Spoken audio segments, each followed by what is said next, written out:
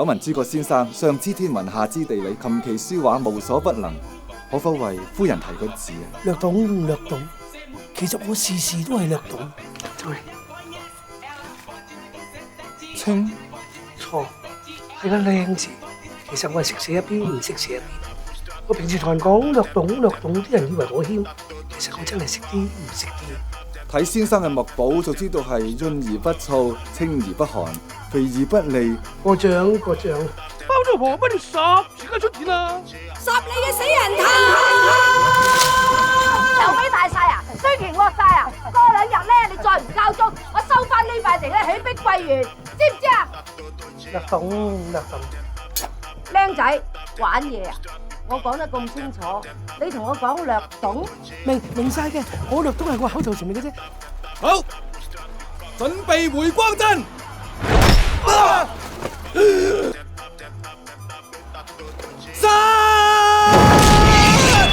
全部馬同我眯埋眼，大黑超！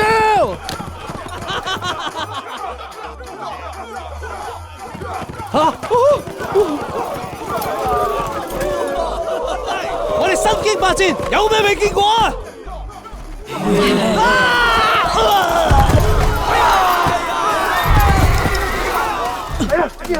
幾廿歲都要出嚟拜，點知係壯官，直情係壯烈啊！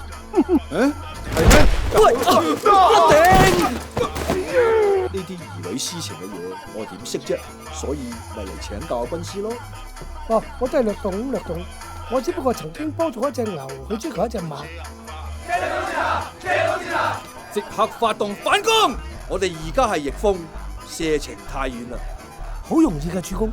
想順風嘅話，問個天借啲東風就得㗎啦。風佢都識借。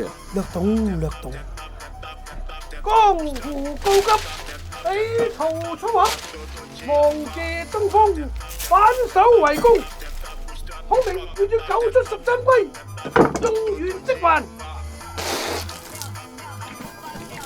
好，禮成，嚟大家過嚟攞生果啦！有咩唔順眼咁啊？有啲嘢講出嚟你好介意啊！請隨便講，一定唔會介。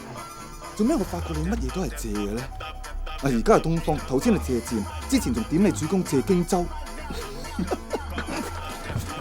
你串我嘛？你一招你死仔！你仲插我？死雞仔想打你好耐啦！